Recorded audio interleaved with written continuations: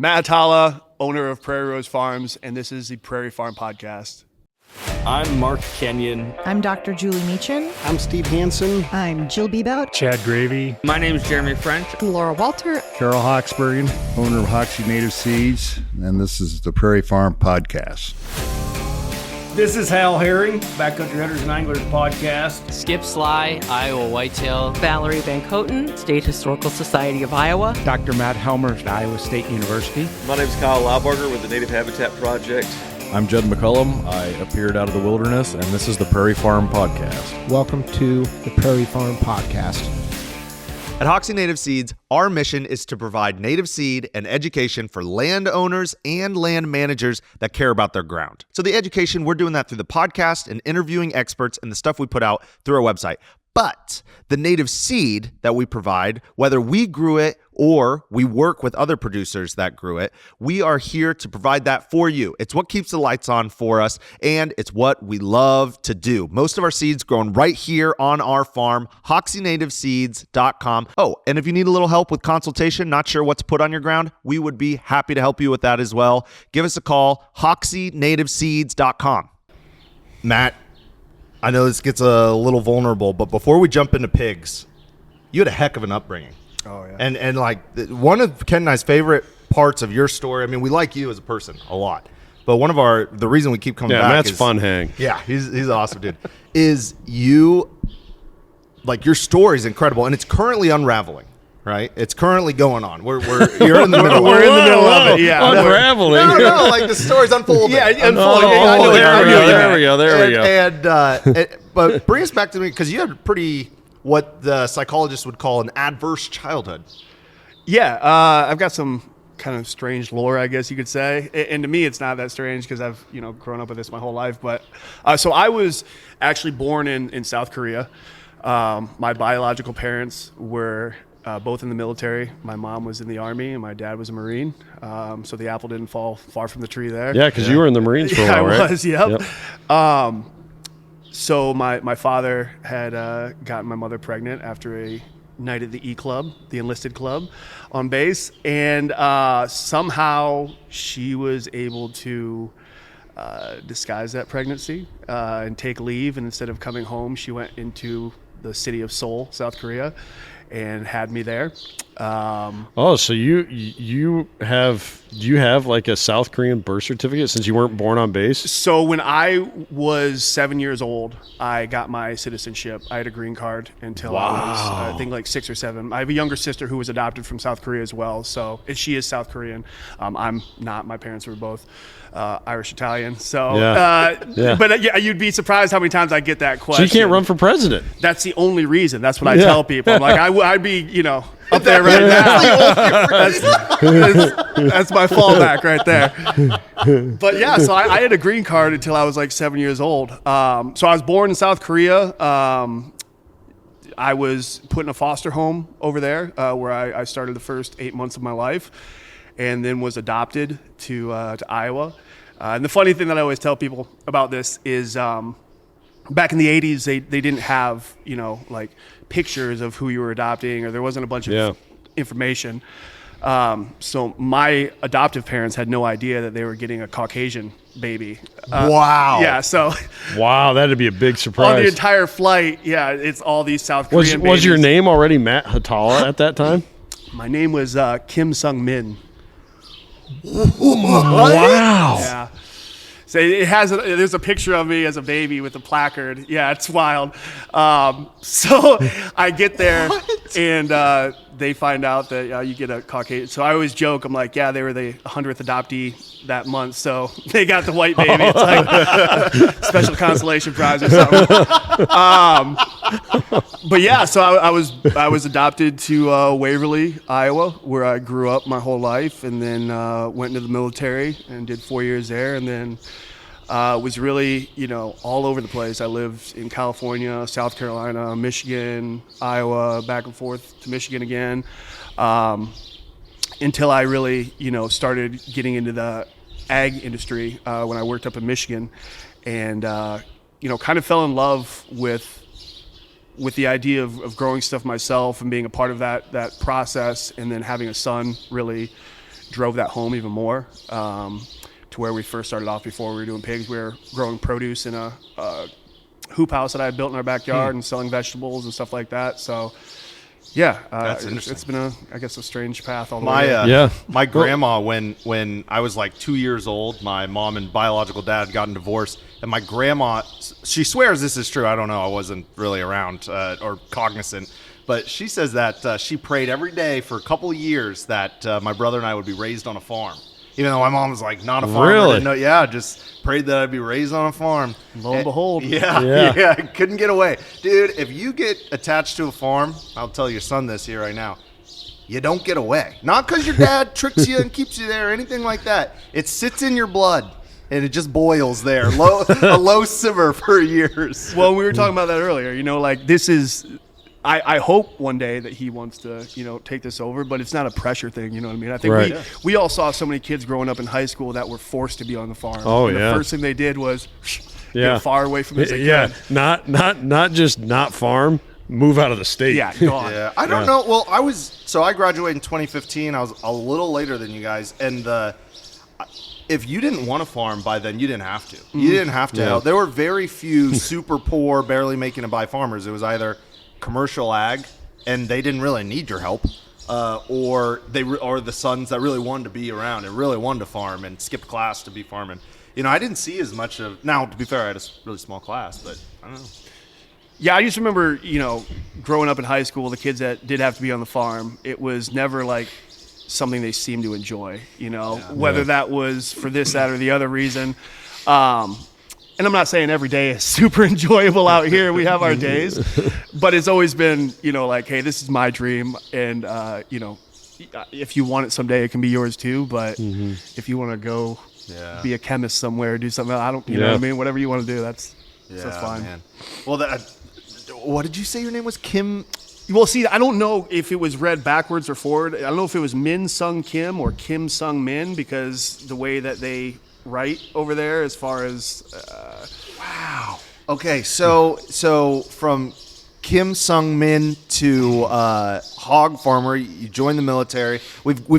Go back and listen. We've talked almost since the beginning. Didn't you do some hemp farming in there too at one time? Yeah, so that's when I got into the ag industry. Was that in Michigan? In Michigan, yeah. So we were helping convert traditional or conventional corn and soy acres into hemp production. And the market basically just never took off, right? Which is crazy because Rogan himself was pushing hemp and it still didn't take off. It was one of those things that, it was starting to grow, and my intention was to move back to Iowa because the legislation was coming around in the Farm Bill the next year for Iowa to be able to include it. Or not the Farm Bill, I'm sorry, but there was legislation coming out the year after it got legalized in Michigan that was going to allot Iowa the same opportunity. Now, was this for the THC value or for the fiber? CBD. It was all okay. CBD production. So no THC production. The fiber market, especially at this time, this would have been like 2018, 19. It wasn't there, and even still now, it's just even though people swear by it. There's a T-shirt company right now that's going ballistic on Instagram with ads on they use hemp or something, but why? So it's getting more popular. What happened to the market? Why weren't you able to make a go at it? Well, when Iowa got the opportunity to open up for production, the legislation surrounding it was so restrictive that it didn't allow for a good opportunity into the hemp market. And that's why, you don't see it here in Iowa. We don't see hemp being grown at mass scale here in Iowa because it's not set up to do so. I think I wonder if there were entities that only wanted corn and bean, and so they lobbied. They're like, well, we'll legalize it, but so many restrictions that it's basically it's gated. I think so. Okay. I really do believe so because you look at Iowa was, I think, the second or third largest hemp producer before World War II, before it was banned. We were a powerhouse. Really? Oh, yeah. A lot of the rope and stuff that was made for World War II, the canvases, stuff like that, was coming from... I'm pretty sure, we're actually not too far from where he did some running around in Iowa, but I'm pretty sure Jesse James, who grew up, I think, northern Missouri, I'm pretty sure that was one of the products his family raised was hemp for rope, like you're saying. And that's why you see all this quote unquote ditchweed. It's all the remaining hemp genetics that have maintained through the years living in ditches. That and is stuff like fascinating. That is really Those are like interesting. OG hemp genetics from back in the day. I had a conversation with someone who's really in the know about vast agricultural markets. Just that it's his niche. That's what he does. And he was like, dude, I've seen people with 500 acres of hemp can't sell a pound of it. So you tried hemp. You're coming back to Iowa. Yeah. You jump into hogs. And we talked about that earlier. But if it's okay, I want to skip forward to the last 12 months or so. Yeah, absolutely. And what's amazing to me is, and I'm not taking away from anyone. I'm just trying to add to you here that a lot of people who want to start farming and they've got these success stories, they've got a hand up elsewhere. I recognize that with myself. My hand up is that my dad for 35 years before I jumped back into the farm toiled away and made no money. Like that was my hand up, right? Other people, they inherit land, they have another business that went really well, and so they come back and they've got, $800,000 to jump in with. There's all these things. You had zero. I'm not trying to. I'm not trying to say you were poor, but like you had zero. You're not far off, brother. Yeah. and you come here, and I came and visited almost 2 years ago, and my brother here is sleeping in a tent on this farm because he hadn't had a residence here yet, and you were just like whatever to get the hogs to go. You work with the USDA loan. Yeah, I remember you telling that story. You said you looked around the corner and saw a tent popped up, and you It was right over there in that corner. Right yeah. there. You nudged man. You're like, you sleeping in there? It was astounding. It's like, this dude said, "I'll make it work." Right? Yeah. Like, when was the last time people went and got in a tent to make their agricultural products work? It was like 1864. Yeah. That was the last time that happened. Yeah. And so It's actually the James family. But to go back, I mean, it's kind of all ties in really well together. Talking about my childhood, and I guess I've never had this thing built into me to think that it can't be done, or within the first 3 months of my life, so many things had changed, and I guess my whole life I've just never had this perspective of what can and can't be done. It's more of just what I think I can do. Yeah. So I didn't have that built into me to be I probably shouldn't do this, or maybe there are some barriers that I won't enjoy, because I don't know. My life's been really all over the place, and I think that things can sometimes, happen for a reason or work out for a reason. And if we don't put ourselves in a position to let that happen, you're going to let it pass you by regardless. So you might as well get in a tent and get out on the farm and see what you can do, dude. I mean, I love that It's attitude. astounding. How many hogs did you buy when you first got your first round? Oh man, well, to the first time I bought 2 pigs off of Craigslist when I was raising them in my backyard. That's right. And then we went from 2 to 10, and then we went from 10 to 40. And now you guys just saw today we're well over 100 now. I got to get them all rankled up the next week and count them. But a spot or a thing that we've highlighted in past interviews with you, but I always like highlighting this part. It was a friend's parents who trusted you and believed in you to let you use their land up in Waverly to get started, right? Yeah, it was a childhood friend that we grew up just down the road from each other, and that farm was just as part of my childhood as my house was. We were over there all the time, and when I first started, I quickly outgrew my 2 acres at my house. So I approached Joyce and Larry Kurtz from Waverly, and they were amazing. It was a Holstein farm that had been shut down in the 70s, and they continued on a lamb operation for a while after that into the 80s. By the time I got there in the early 90s, pretty much everything was done for. They still had a couple of sheep on the farm, but it wasn't in production any longer. And it just kind of sat there, since probably the early 90s. So when I approached them about it, told them what I was doing, they believed in me. They thought it was really cool, and they actually gave me that lease for the first year without having to pay anything. Wow. They're like, hey, we like what you're doing. We appreciate it. You can use this entire space. You just got to be out by this date, and, best of luck to you. That's amazing. So amazing. I mean, just props to them. Here's I want to say this. That's a fairly common, when we have, there's only one Matt Hatala story, of course, but when we hear of other people that are farming the hard way, a part of the story, and sometimes it's in bigger ways than others, right? Like in my own story of wanting to farm, I got a huge leg up, Carol, right? He believed in me, brought me on, taught me how to do it. And I basically had, other than blood, sweat, and tears, no financial responsibility to get going on farming, right? But there's almost always somebody who said, I'm going to give of myself to make this work for this other person. And the operations where that doesn't happen, it's because nobody was willing to do that. Nobody who had the power to either in a small way or in a huge way help that individual along in their journey to being a farmer. 100%. And they just, nobody showed up to do that. And I look back and there's two people, because I don't want to make it seem like I haven't gotten a leg up. I have gotten a leg up, not necessarily on the farming side, but on the product side. Yeah, my contact with Justin Brunson, like that has opened doors Justin's that I awesome. would have Shout never out to that been guy. able to give myself. How'd you connect with that dude? He found me on social media when I still had when like, my he 10 said, pigs. you know how people are be like, oh, I'm just a computer nerd, or I'm a 90s rom-com nerd, or whatever the topic is, right? It's like, okay, you like it a little bit. When we met Justin and he called himself a meat nerd, dude's a meat nerd. Oh, yeah, meat tastes like popcorn. Well, yeah, and he's like showing us all these pictures of his like freezer where he's got all this aging meat and stuff. He's the guy. And he's like getting so giddy, his blood pressure's going up while he's like talking about all this stuff. It's like, you are a meat nerd. That has been the biggest leg up for me, outside of the Kurtzes taking a chance on me and allowing me to run on their land that first year.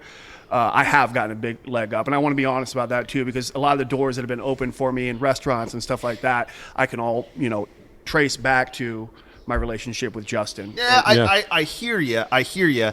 But that didn't happen before you entered the pigs. Here's what happened when you decided to enter pigs. You were a good guy, and those two people went, Matt's a good guy, I want to help him out. And then you did the work of putting yourself on social media, and Justin found you. Yeah. Like, for instance, Skip Sly and a ton of other people have helped us a ton. Mm-hmm. But they weren't helping us before we got started. So do they deserve credit? Absolutely. Does Justin deserve credit? Absolutely. But there was no relationship there before, and you didn't bring anything into it, if that makes sense. Right. I guess I want to go back, like, when we're talking about people that had legs up and stuff like that, I just want to be honest about anyone that I did have, because especially when we're talking about something that may be conceived as like me promoting people getting into farming, which I think more people need to, but it's definitely a scary thing to do. Yeah. And I want to be upfront about like, hey, these restaurants that I'm selling to and like this deal that I'm working in Colorado, like, it's great and it can happen, but it's not like a normal situation. Like, you shouldn't bank on that happening. So I just want to make sure that I'm throwing that out there so nobody looks at this and goes, oh, well, Matt's been doing this for 3 years and he knows this and he knows that, blah, blah, blah. It's like, I did have to do the work and I had to show up every day and do that, but that door wouldn't have been there for me to go through if it wouldn't have been for other people. So every year at Hoxie Native Seeds, I'm going to fight you on this, because every year at Hoxie Native Seeds, we get a giant order. And then every year at the end of the year, I go, oh my, or several giant orders that it's like for a few months we really banked on that order, right? And every year I go, oh my goodness, without that giant order, we're just not gonna. Well, we're not gonna be able to make it. I don't know what we're gonna do this next year. Every year I have this little panic about it, and then every year another really big order comes in. And my point with you is like, you are gonna find the doors. I think you got lucky, and Matt, I'm telling you, dude, you didn't get lucky. You put in the work. Well, and that's funny because like earlier when we were standing out there looking at the pigs, and you leaned over and you asked me, he's like, is this the most stressful time of your life? Well, and I looked at him, I was like, yeah, man, it is. But the thanks one for reminding me. But the reason I'm able to smile and laugh about it, to what you were saying, Nick, is because I'm starting to get there, right? I'm starting to have that belief in myself that like, hey, I don't see the path right now, or like it may look like, there's only a 5% chance that this can work out, but like I've seen that before. That my whole 3 years has been up and down in these points where, you feel like that. If I don't get this next big order in, where are we going to be at? And I'm not saying that I'm at a point where I'm just like, I'm not worried about it, but I'm not worried about it in the sense of I know that I'm going to show up and do the work that needs to be done to figure it out, even if that isn't, super, present at this moment to see how clear, that path is. Yeah. Right. So I want to jump into something you're starting to hit on. And before I do that, I need to give a little spiel that I've given half on this podcast before. Ken's heard it several times. In order for any business, we're going to step out of farming. In order for any business to succeed, you need to be good at 2 out of the following 4 things. Not 1, 2. You need to either be good at producing/making, right? So making pork, growing corn, making coffee, making social media content. If you're a social media business person, you got to be good at making a thing. The other one is design or taste. You have to have really good taste or design. For instance, my wife, she has really good taste. People come to our coffee shop because my wife's taste, they know they can trust it. There's things like that. The other one is selling. So that's really good at marketing, really good at sales. So you can either be really good at selling things online, or maybe you're really good at getting in with big producers and you're able to say, hey, buy all of my pork, have a big deal. That is good at selling. And the last one is hunting, looking for opportunity. So when you hear about big business people investing in companies, that's their skill set. They're good at finding what do markets actually need, what are the people willing to spend money on. So that's hunting. Most farmers, so a lot of people are wanting to get out of conventional ag, and then they go, but the system doesn't work for it. And I'm here to tell you it's because farmers are usually, I want to give them credit, they're usually really good at making. They're good what banks call operators or producers. They're good, they're good at that stuff. But they've had the privilege, because it is a commodity, there's pros and cons, they've had the privilege of not having to get good at any of the other 3. Right. Not small family farms, they have to. You're really good at taste. People, look, what's your social media handle? Prairie Rose Farms. Prairie Rose Farms. Look this up. It might be the most beautiful Instagram social I've ever seen. No joke. Like the whole tile scheme, it's beautiful. Yeah. And maybe for pigs. That's Most awesome. beautiful pig Instagram online. Awesome. Also, if you go back to the beginning of my Instagram, you can see a picture of a pig that I took on this farm a couple of years ago, and it's my favorite picture I've ever taken. Right next to a picture of my wife, who is probably that one's number 1, I should say. That is, there you go. Don't get yourself in trouble. You just need to put the shovel down right now. So anyway, your taste is really good. Thank you. And I think you're getting good at selling and marketing, but people don't understand when they say, I want to get out of the system. The system made it so farmers don't have to be good at any of the other 3 things. They just have to be good at making. And so they don't understand. They don't have to just get good at farming. They also, and marketing or whatever other one you pick, let's say it's marketing and selling, that's a full-time job. So you have to do the full and a half-time job of farming, which is a 1.5-time job. And then you have to have the full-time job of marketing it. And you do that from 4 o'clock to 11 o'clock at night, right? And so I think people just don't understand that is how the system is made, and they don't understand you have to have 2 out of the 4, not just 1. At least. And you've been working on it. That's why it's astounding to me. Like, the fact that your social media is as beautiful as it is, I don't know where you find time for that. Like, I was just watching you hang out with the pigs and you're having to do work while you're here, and I loved watching it, but I'm like, when does he have time to make this amazing content? How do you figure that out, and what do you think was that a learning curve when you first got in that, I need to learn how to sell this stuff? So for me, since I was a kid, me and my friends used to make movies and stuff like that. So like filming stuff and editing stuff was always something I had an interest in. After I got out of the military, I went to college for a while, and visual communication was something that I studied there. So like even more in depth on like video editing and like how to make stuff look nice and sound editing and stuff like that. So I don't want to make it sound like I'm just inherently like, it's so easy. I did have some training in it. But really for me, it was just about remembering, trying to put myself in the shoes of the audience. What would they want to see, right? This may be monotonous for me. I do this every single day, but like, would somebody else find this interesting? Or I try and think of it from the perspective of like, if I was watching this, like if I was watching this, would this be visually pleasing for me, or this capture my attention? A lot of the stuff when we first started out was more me talking to the camera, and I still try and do some of that from time to time, but it's transitioned in more of like what Instagram used to be, is just like beautiful art and pictures and stuff like that. And I just want videos of like the tranquility and like just the quote unquote vibe out here, Yeah. Now I feel like it's just a bunch of ads of people trying to sell you e-courses for whatever you're interested in. It's like tough. Well, that was, So one of the biggest compliments I've ever gotten from one of my buddies was he's like, yeah, man, and he's not the type of guy to really be on social media or anything like that. It's not like a part of his life. He's like, yeah, I really like your social media, and I can tell you're not trying to be an influencer. And I'm like, yes, thank you. Yeah. Like that is the furthest thing that I want to be out here. So I hope that's never come off that way. I just always want to give people, a perspective of not only a small farm, but pigs on pasture, kind of what it takes to get here and just what our day-to-day life kind of looks like sometimes. Very sugar-coated, right? It is very surface level. We aren't getting too deep on anything, but that's why I like these opportunities where we can actually go in depth and talk more about it. So with the size of your operation you have going on right now, if you didn't have to because you're doing marketing and selling really hard, and you're doing hunting as best you can, hunting for those opportunities to put your product. And I mean, we don't want to sugarcoat it. His Instagram's beautiful, but like it's a grind to find a place. I feel like, we've been called like that big Prairie company. Our social following is bigger than our Prairie company is, if that makes sense. Yeah. Like we grind every single day on like, and I still call Kent like, I don't know, dude, like this is so hard. How do we get this done? And, but for you, if you took away having to do any of the other three things, hunting, selling, or using your taste to like make it look beautiful, how much work does it actually take to raise hogs and not have to sell it? Honestly,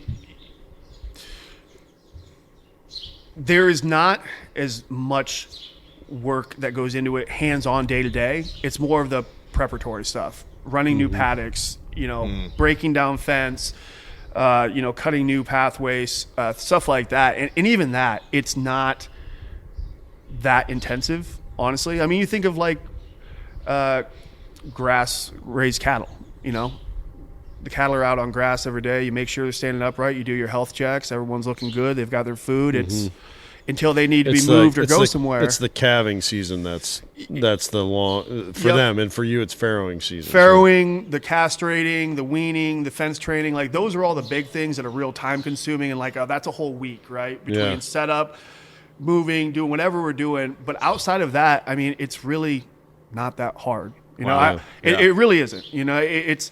And I say that now after 3 years of doing it. It's hard when you're getting into it, just the learning curve and figuring out how your farm works and the best rotations and this and that. And we're still figuring that. I'll be figuring that out forever, right? Yeah. But I'm so much more comfortable right now with it than I was in the beginning that it seems easy. That's the easy part. The farm, that's the easy part. Yeah. The hard part is the hunting, the social media, the talking to someone in Italy about our order to make sure it gets here on time because they had the wrong address and it was going to get sent here instead of Indianapolis. Those are all the things that like I didn't expect to be doing when I got into it, which was just an oversight on my part because I was so focused on like I want to start a farm and I want to raise pigs and which I'm kind of glad I didn't know in the beginning because I might not have done it.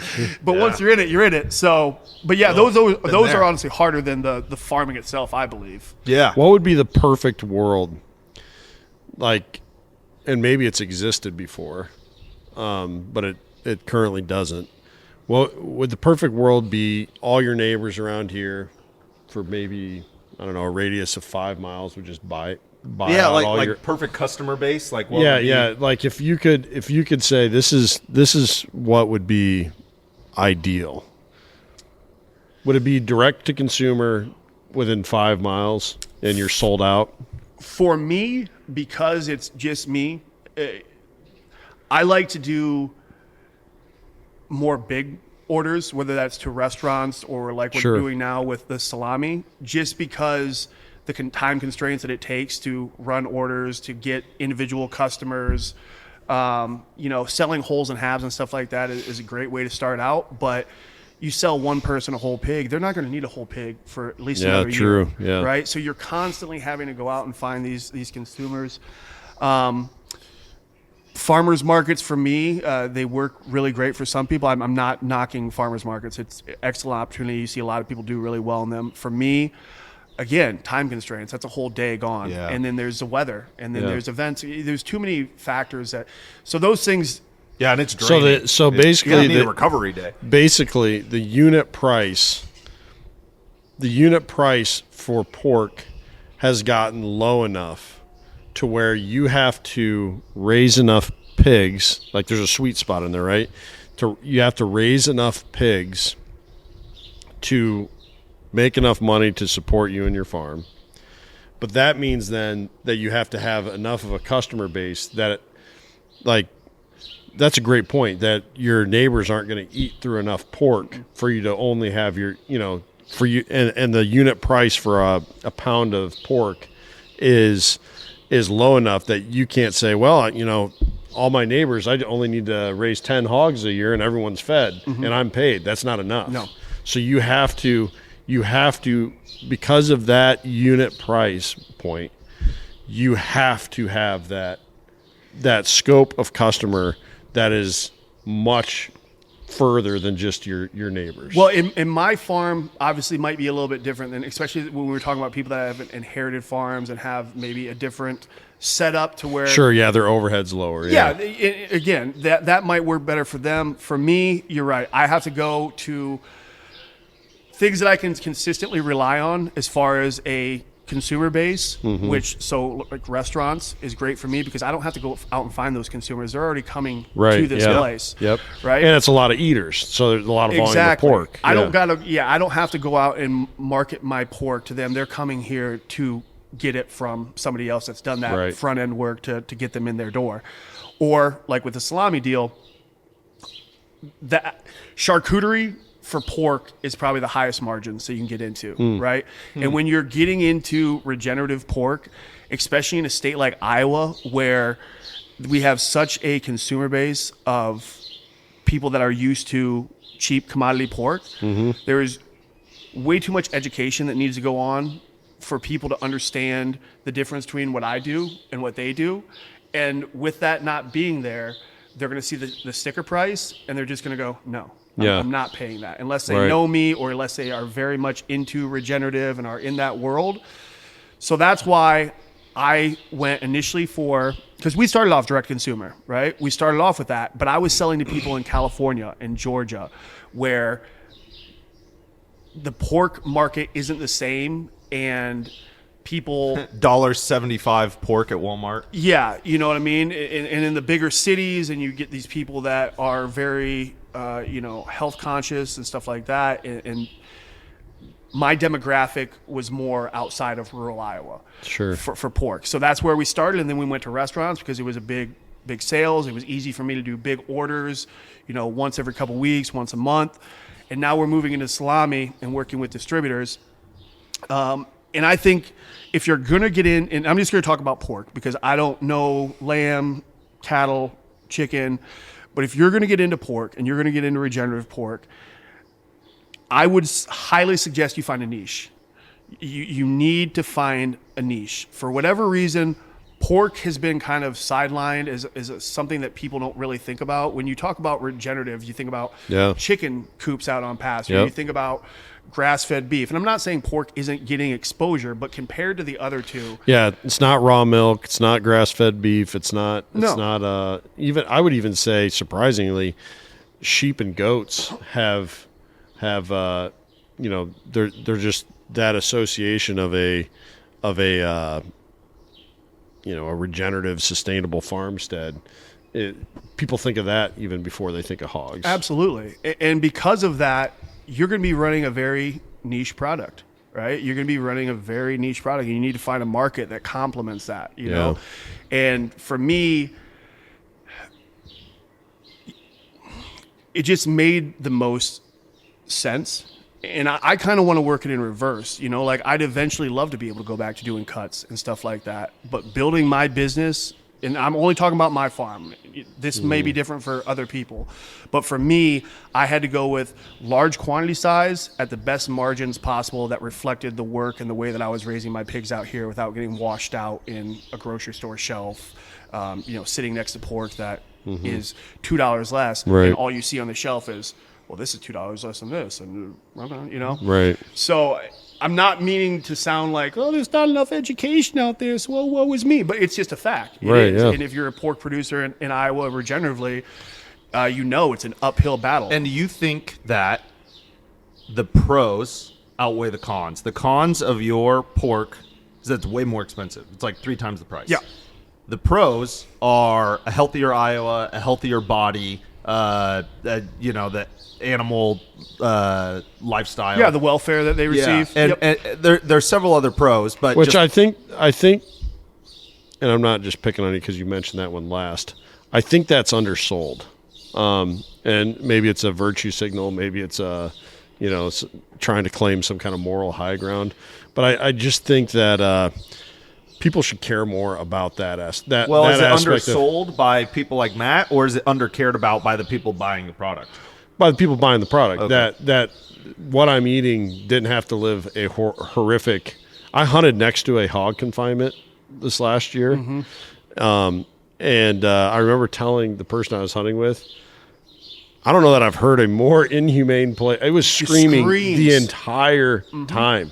I was in beautiful nature, prairie around me and everything, but there was that's happened just to be the sounds they make all the time. Isn't that right? We were out in the pasture. I mean, it was the pasture. They were screaming the whole time. And even if like you were pulling your skin out. Yeah, exactly. They didn't scream at all. And even if a confinement guy was scoffing at me and be like, "Wow, that's just what pigs do," it still would suck to be in a place where everyone's screaming all the time because that would hurt my ears. You know what I mean? And I got to think it's the same for them. All of our information, though, like you were talking about with tails earlier and stuff like that, we have this idea of, well, that's just what pigs do. No, that's what pigs do in confinement. Yeah. And they've been there for so long that this has become the standard that, like, oh, if you don't cut your pig's tails off, when they're born, they're going to, they could get chomped on by the other one and stuff like that. And you don't want that. And it's like, well, no, I've never seen one of my pigs bite another one's tail off because they're not in a small area. If they want to get away from that pig, they've got 500 feet that they can go that way and get away from that pig. So well, and I think it's part of human nature to look at other living things and be like, man, you know what? I don't really care much about that thing, but I guess I'd if I had to say, does it have a reasonably healthy, happy life versus a stressful, confined, no agency over what's happening to it life? I guess I'd choose that. We just had that huge thing in the news where there was that guy in Hawaii who chucked that rock at that endangered seal and nearly hit her in the head, and people came. In fact, some guy who was on site beat the crap out of the dude. It was just like appealed to some. It was his attitude afterwards as well. Where he's like, I'm rich enough, I could pay the fines. Right. It just really tugged on something that is innate to, I think, healthy people. Where, I'm not a seal. I don't see seals often. I don't really care about seals, but don't go chucking rocks at their head, right? Well, and there's no. I think that's good. We should appeal to that when we're at the meat market. We're like, oh, this was. Yeah, I'd pay a few extra bucks for something that didn't have to live in that, There's no monetary ROI on something like that, right? I don't make more. And I guess you could argue that because people are willing to pay more that value that, right? So there might be a little ROI. But I'm saying, it's not done because of I'm making more money off of it, right? You could argue almost that I'm losing money because when they're in a confined system, they don't exercise and they gain weight quicker. Yeah, but it's way more efficient. But I can go to sleep every night. Exactly. Right? I couldn't go to sleep if I worked in that building with screams value every day and be okay with that. I want to ask about. I want to play the devil's advocate on that. Let's do it. So here's the phrase. I've heard this many times. We couldn't feed the world like we do, and have that much pasture-raised cattle and hogs.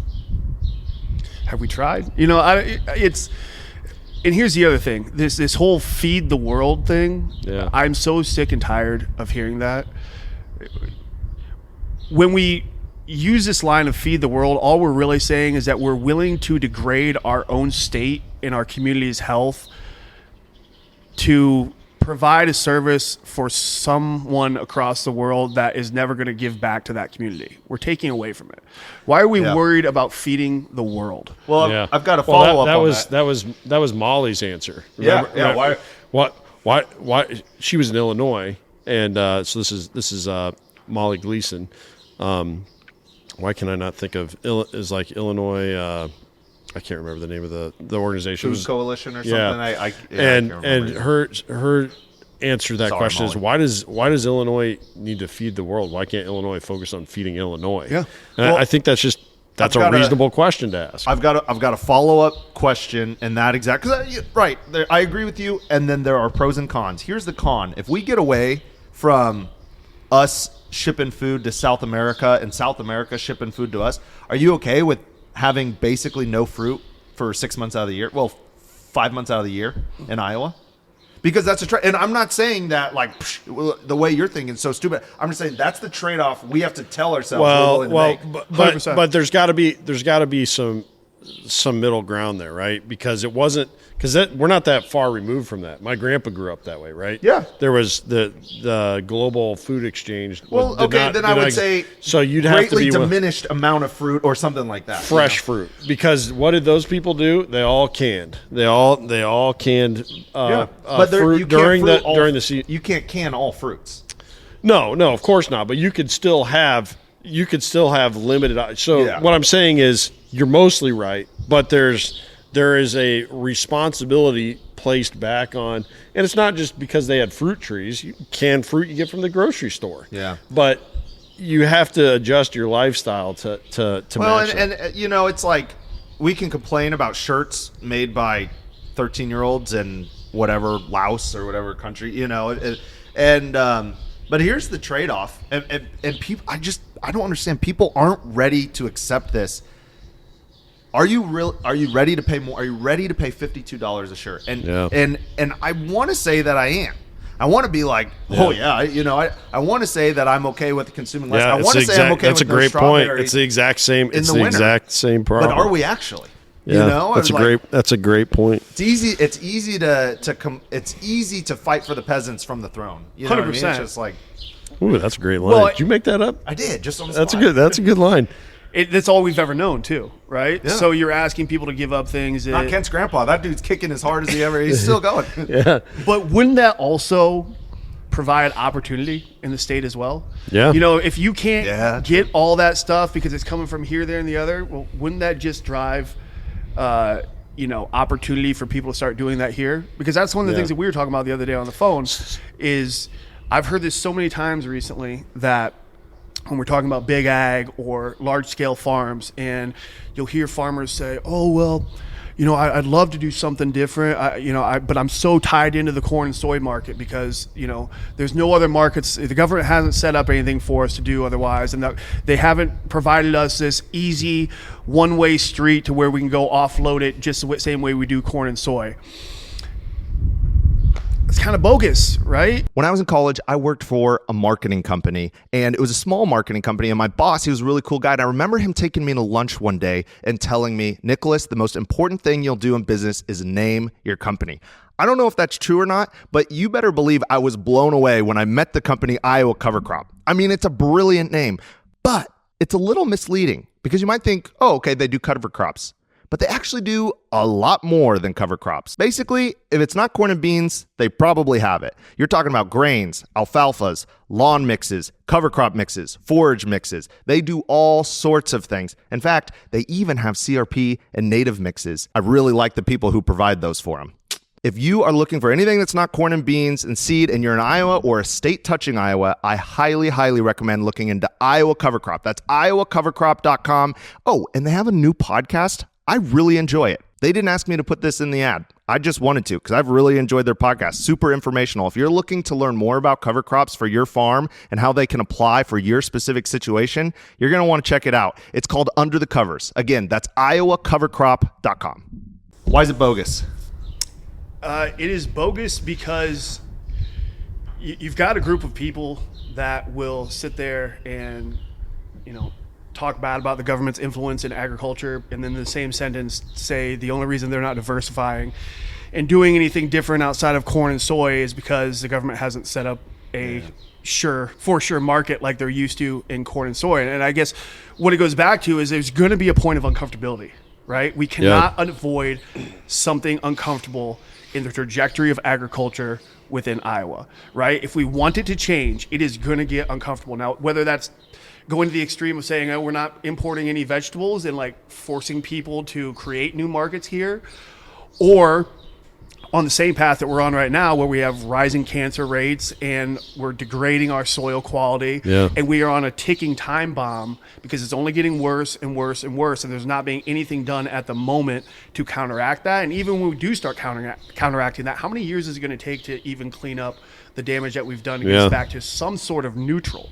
Right? So there's always going to be this level of uncomfortability. And I get so tired of the people that seemingly have the most chips and have the most opportunity or are set up the most, these big farmers talking about, there's nothing I can do. I can't do that. There's no market for anything else. Well, and I had a conversation with someone a little while ago. They've got thousands of acres, not many thousands, but thousands, you know, and they don't own that many, but they farm that many. And he was saying things. I want to do something different. I told him one of the hardest decisions we made on our farm and one of the best decisions for us was giving up one of our farms. We didn't own it. We were renting it. And the truth is the chance we ever farm that again is almost nothing. It's not nothing, but it's almost nothing. And but there's a scarcity mentality that, if I give that up, I'm never going to get it back. But the truth is your hamster wheel's just bigger. Like, you can't get off a 5,000 acre hamster wheel. But you can, if you downsize it slowly over time and sell some of your equipment, you can get off a 600 acre hamster wheel. You can. And but people don't want to do that, and there's a scarcity mentality. If I get, and I'm not saying that. I'm not trying to say this to say that it would be easy for farmers to change, what we're pointing out here and now, but to act like there is no other option, like, oh, my hands are tied. It's like this whole feed the world thing. We've gotten so used to hearing this regurgitated information that we don't even question it anymore. It's just been drilled in our head. Yeah. Well, the markets aren't there, so that's why they don't do it. And that's where the conversation stops. Yeah. It's like, oh, really? Because all me and my friends got into this with nothing, right? And we're making markets, and we don't have the equipment, we don't have the acres, we didn't have anything passed down to us.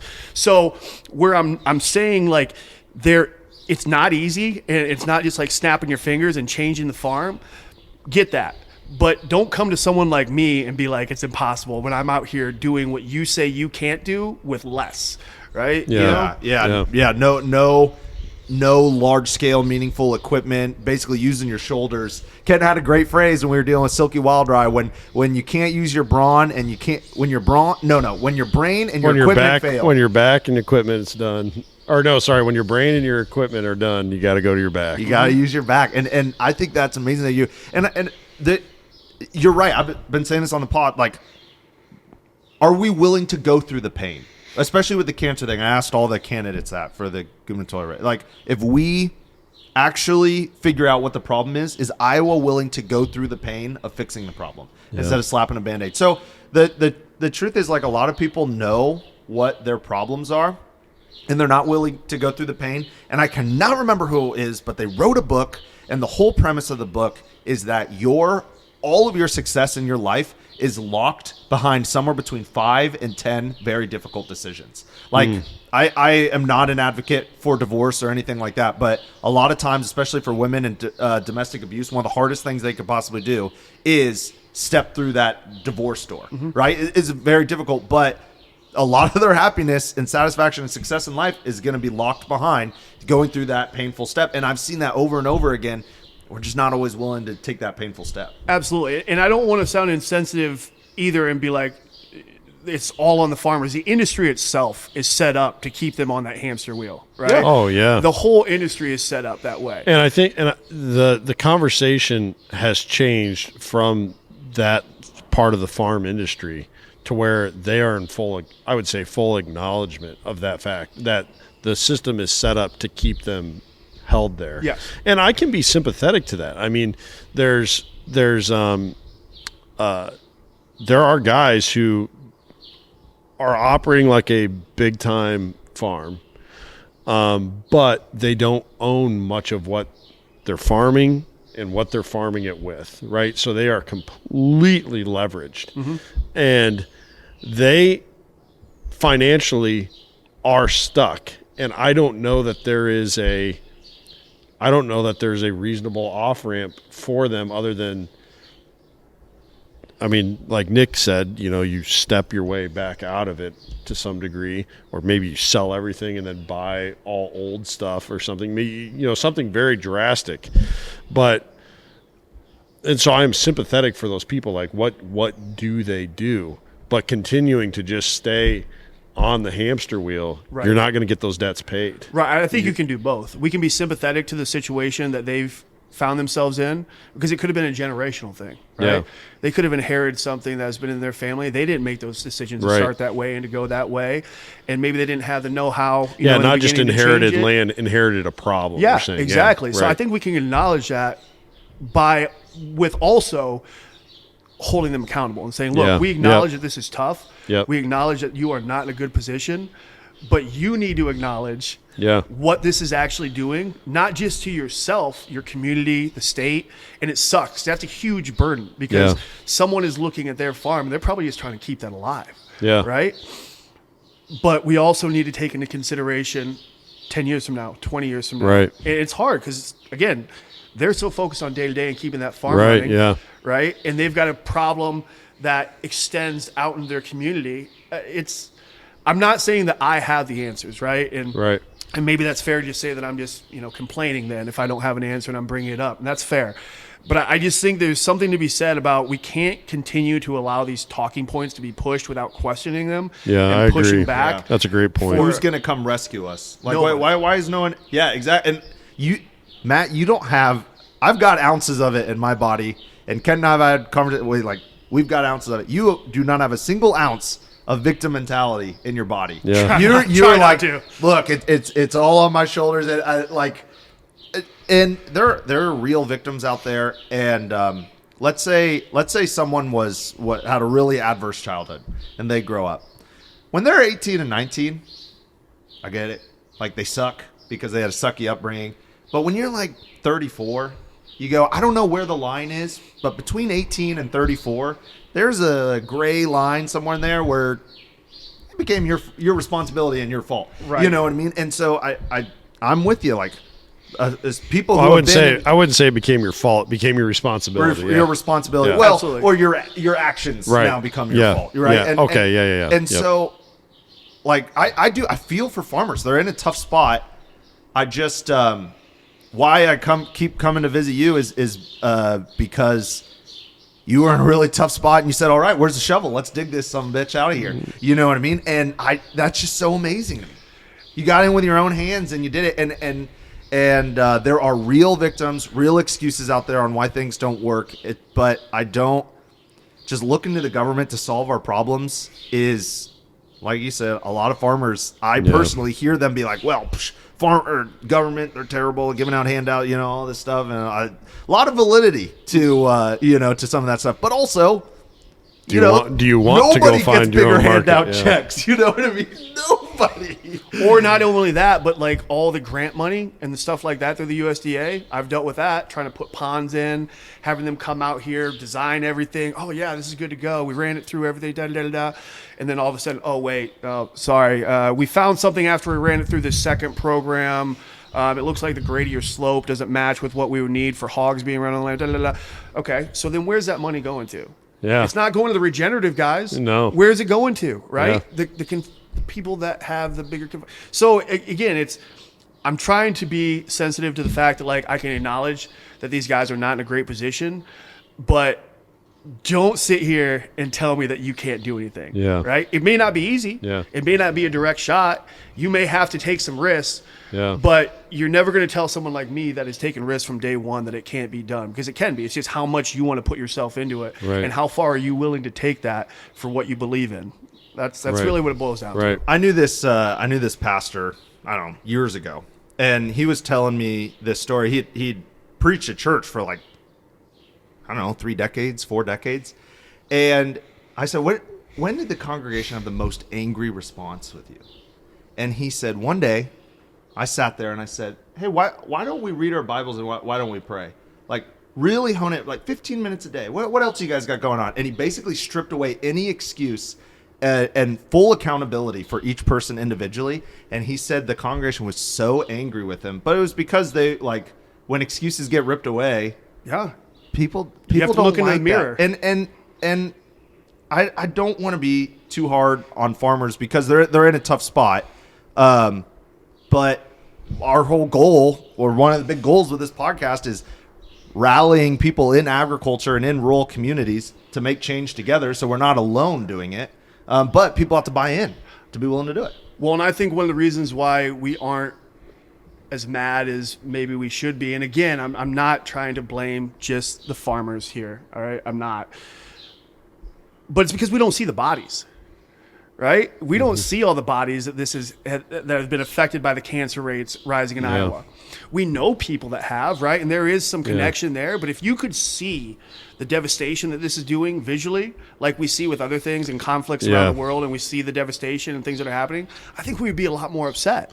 And I don't think we would put up with those excuses as much. Our response would be, I don't know what it is. I don't know how it is, but we got to do something to fix this. Right. That would be our response. In the ag industry, I think has done a genius, like an evil genius job of making the local farmers in their community like the spokespeople for the big ag, right? Like they're the ones that have to take the brunt force when people get upset, because we look at, well, he's got this many acres and I know he sprays it with this and da-da-da-da. And I'm not trying to take all the blame off them, but like, it's this buffer to where they don't ever have to take accountability for this stuff. The farmer isn't the one going to the White House trying to get immunity for whatever chemical that's just been passed. Yeah, that's a great point. And we're with you on that. We are totally with you. And in a lot of cases, I would say less and less so as we are going into the future. But farmers were with the rest of us when we were told, no, this stuff's safe.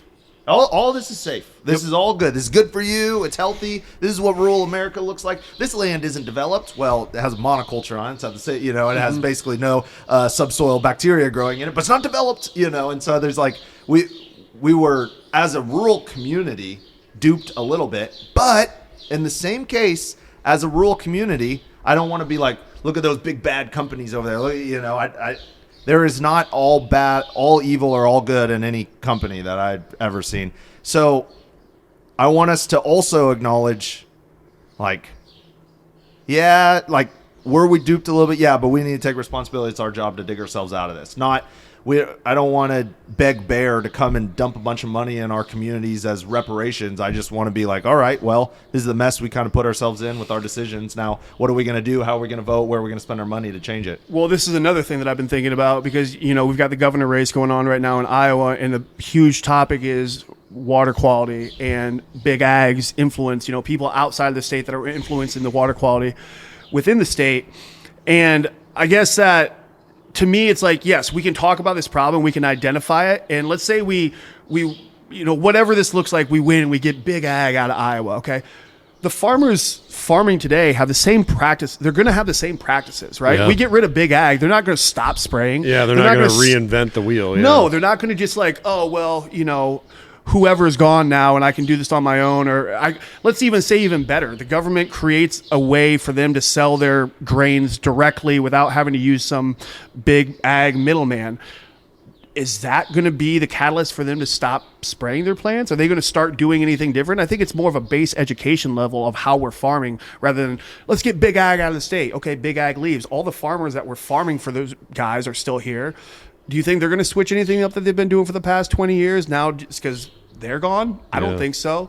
So, yes, the industry created a monster here, but it's being propelled by the people that still participate in it. Mm-hmm. And whether it's here or not, they're probably still going to be participating in those same habits.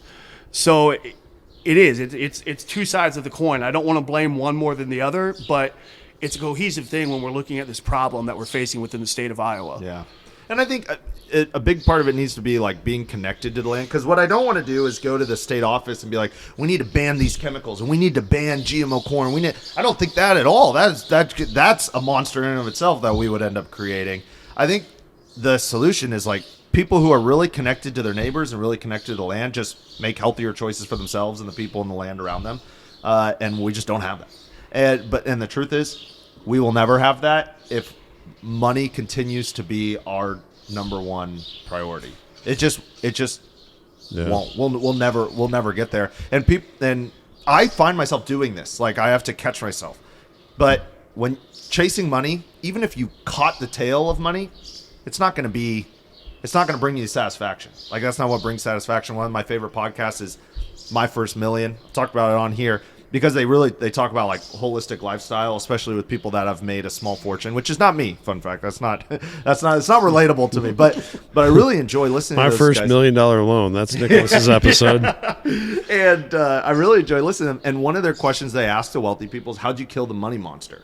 Because even rich people understand that monster that hungers for money never goes away. Mm-hmm. And so you literally have to kill it inside of yourself. You don't satisfy it. So if we can't kill the money monster inside of ourselves, the want for things and the want for comfort, if we don't, obscene comfort, if we don't kill that inside of ourselves and inside of our culture, like, ag's not going to change, dude. I don't care what legislation. I don't care what food hub is started. Ag is not going to change. The way that we do factories and oversee Asian countries is not going to change. The way that they mine for cobalt, for batteries is not going to change. No, because as a consumer base, we're promoting it. Yeah. Right. Yeah, absolutely. Exactly. Right. Exactly. So, right. But I will say, though, I think that as a testament to our generation, we are seeing a step back and people saying, I can live a more simplistic life. I can do things differently. I can, not make as much money because my goal in life is happiness and not financial security. Well, I think a lot of people don't know the difference. Wealth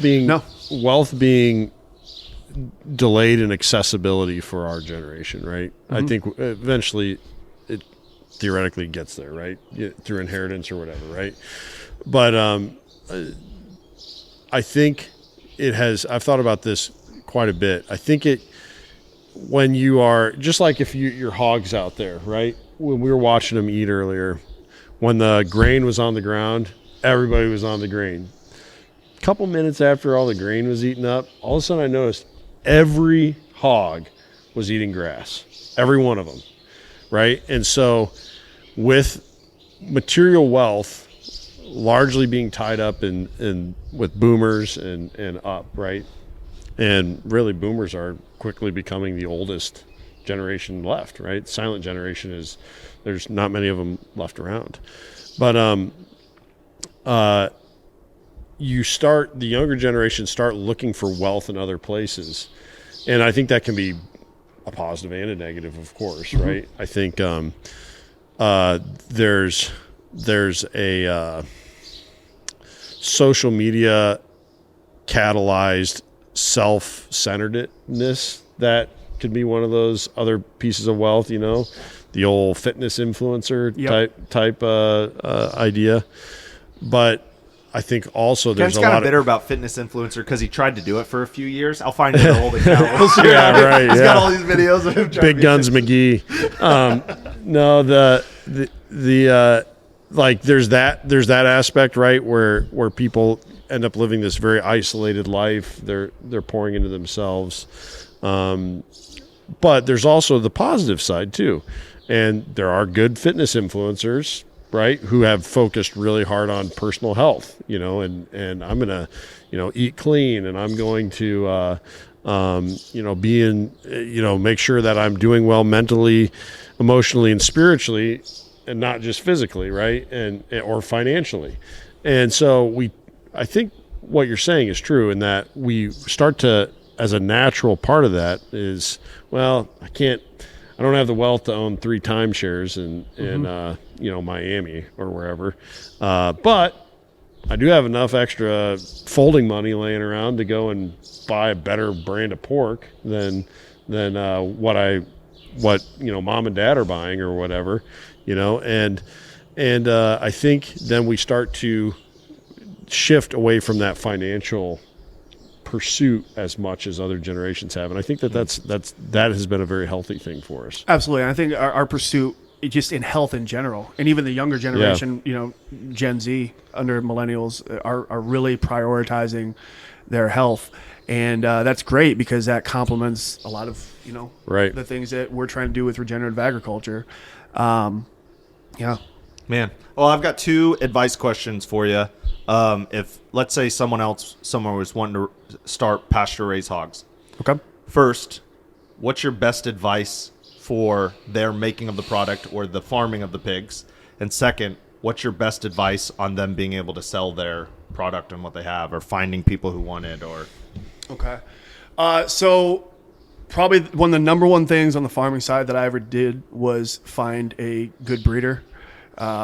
and get genetics from them and run strictly their genetics. And the reason for that is temperament, ruggedness, consistency. For me, I need, not so much anymore now with the salami, but especially when you're doing cuts and restaurant sales, you need to be able to give them as consistent of a product as you possibly can. Because we're in a world where the commodity market has figured out consistency, right? Yeah. Yep. You go to the store, you look at the shelves, consistency, right? So genetics is something I would really heavily focus on the farming side. And then as far as marketing your product, the number one biggest thing for me, I think, if I boil it down, would be just transparency. Transparency and authenticness. Like, yeah, sometimes when I'm on a video, I'm kind of, overexcited. I'm not always like that in real life, but that's who I am. And I do get excited about this stuff. And I think people like to see raw video of the person that they're looking to raise their food. Not this polished, super clean look. Like, we've all been sold that from advertisements our whole life, and we know it's just kind of, BS marketing. So I would say be transparent, show everything. Be open about your trials and tribulations. Be a relatable person. Yeah, I think that's incredibly important in the alternative farming, regenerative farming industry right now, because people have, I always think of that meme where there's that black kid, like he's looking at somebody's like giving him something and he's got his arms folded and he's like, what are you selling me here? Yeah. I love that meme. That people have developed that motif when they're presented with this too good to be true, regenerative farm thing. And I think you're spot on in that, the transparency behind, because there are no silver bullets. There's things that I'm over here talking about regenerative, this and that, conservation, this and that, and I'm drinking a coffee out of a plastic cup with a plastic straw. It's going to end up in some sea turtle's nose, and so we all have hypocrisies. We all have blind spots, and we all have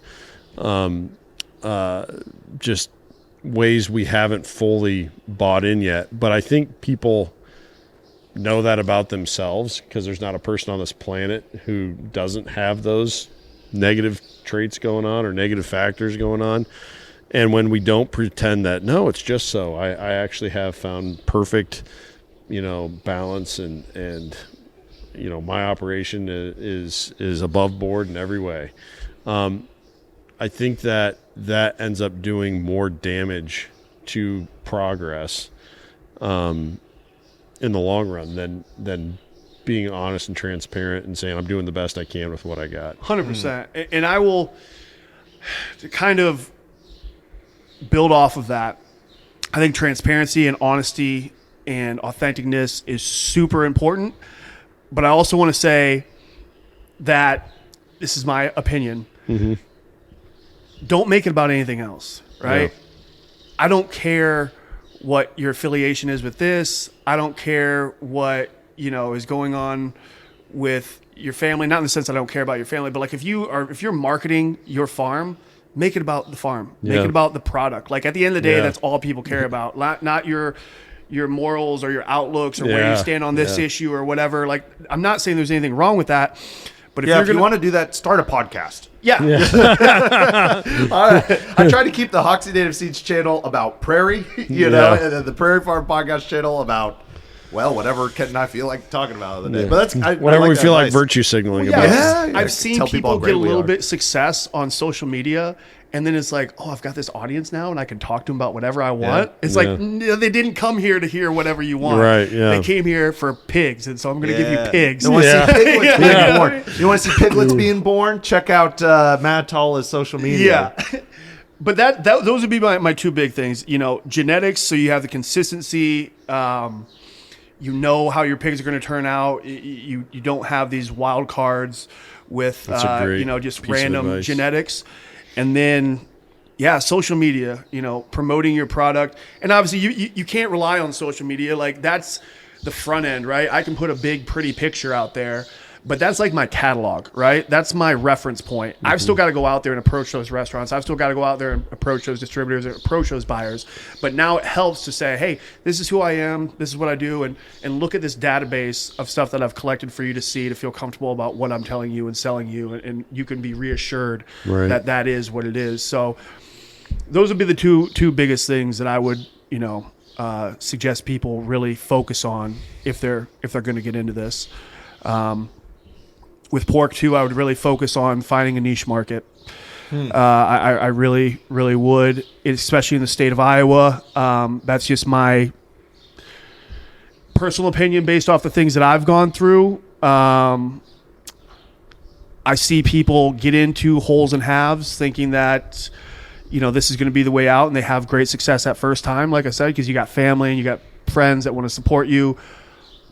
But then you hit that point, like, okay, we sold all our pigs this year. Now let's go sell some more. Well, they don't need pork. They don't need pork. Well, now I've tapped out my whole inner circle. Yeah. Now I've all of a sudden got to learn marketing. Oh, crap, I wasn't thinking about this. And then, they either become really good at it or they don't. And, now you're only selling 5 pigs a year because you've got, wow. whatever. It's interesting. My wife and I, when we opened the coffee shop, obviously we were crazy busy the first couple of weeks, and then it died off. And then since it dying off, it has just slowly gotten busier, right?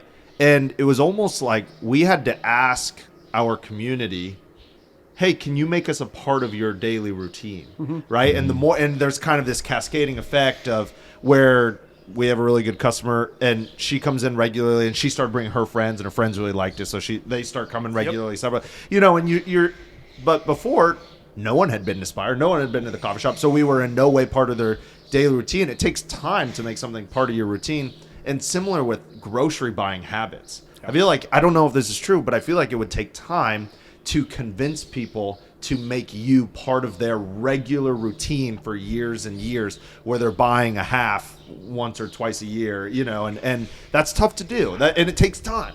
I will say that I think the great thing about the detriment and the great thing about pork is it is so incredibly different than commodity pork. So there's a huge learning curve there for people to understand the price point difference, but it also is so incredibly different taste wise that once you have it, you're like, oh shoot, like this is what pork's supposed to taste like. Yeah. And it's a little bit easier, I think, once you get them that first taste. So one thing I always tell people is like, just get in their fridge once. Just get in their fridge once.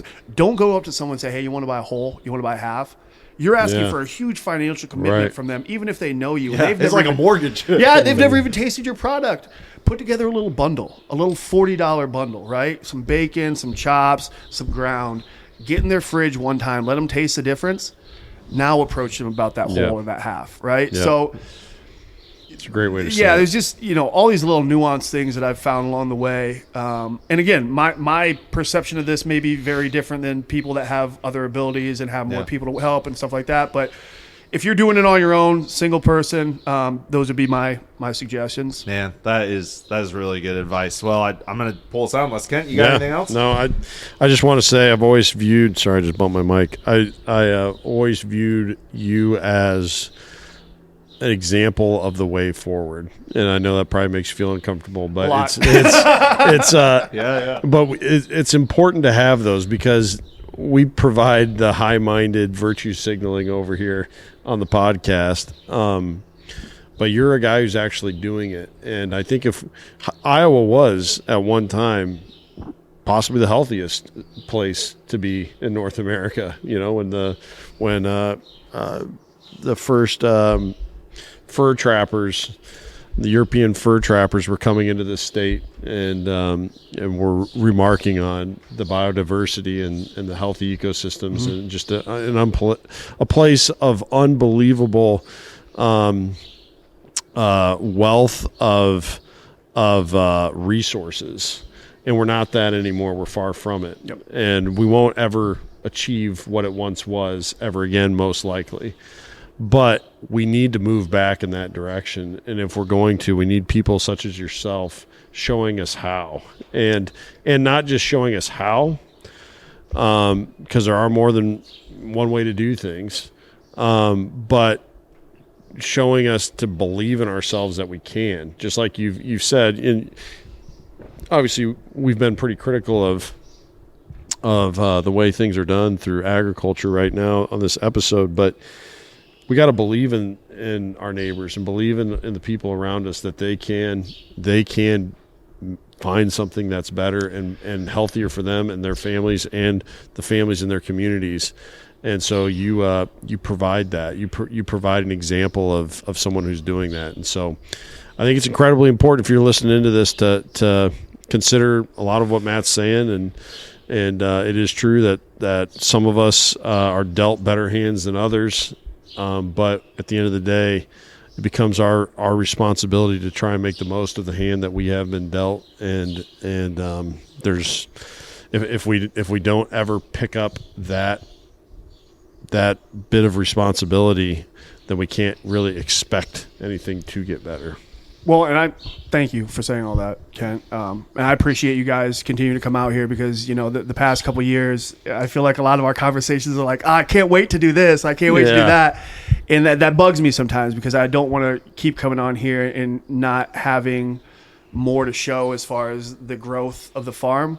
But at the same time, I think, dude, hey, you're doing it, man. Oh, yeah. You're leaps. You're not in a tent anymore. We're moving up, You've baby. got way more hogs. Don't be thinking you haven't done enough, man. Got a whole fencing system. This is now. incredible. I just part of being a farmer is you're always dreaming for the next step. I just appreciate you guys continue to come out here and document the journey, and I really hope here in the next year we're at a place where I can really say, look at all these changes that we've made. We're actually finally at a position where I'm running this exactly the way that I want to run it. And honestly, and I don't talk about this a lot because it's lofty and I've got so many things right in front of my face that I need to worry about first. But sure, if I could have my dream situation and like, where do I take this? Where does this go? What does this become? It would be my goal to grow my salami company to the size where I can start incorporating other small Iowa farmers. Sure. And creating a industry that allows people like myself to have more of a plug and play and not so much risk, not take all the risk of that. Cause I want to promote, I think there should be way more people raising pigs this way. Yeah, and I want to give people those opportunities and I want to show them, and I'm not some pork savior or anything like that, but like, I want to show them like there is a different way. We don't have to just do confinement, right? There's a reason why this used to work. And the only reason we went away from it was, profit and labor, right? But that shouldn't be the ROI that we're necessarily taking a look at nowadays when we're talking about all these cancer risks and stuff like that. So, my goal is to build this out someday to where we can, show that there is a viable way to raise hogs in Iowa that is in conjunction with community health, soil health, and also profitable enough to where you're not trying to pull your hair out every single day. And one thing I do want to say before we go, right now we've talked a lot about water quality and farming and stuff like that, and I think a lot of times we focus on glyphosate and row croppers. 20% of the nitrates that are making into our waterways come from overutilization of manure from hog confinement. So all I want to say is it's an important conversation. I'm super glad we're having it, but like, let's make sure that we're looking at all the factors in this, and that's not to like single out the pork market here in Iowa, but I listen to all these podcasts. I hear glyphosate, I hear this, I hear that, but I don't hear about the 25 to 35 million hogs that we raise in the state each year and how that's affecting our waterways as well. So just to throw that out there, while you're having your conversations about water quality, it is important. Let's make sure we're talking about all the factors. It's not just the row crop side of things. It's also the confinements. So, man, well, we really, really appreciate it. And you're someone who's doing the work. You're moving the needle. I mean, even just the acres that you purchase and put hogs on and are able to actually like steward well, that's what it takes. And you all know, because conservation happens just one mind at a time.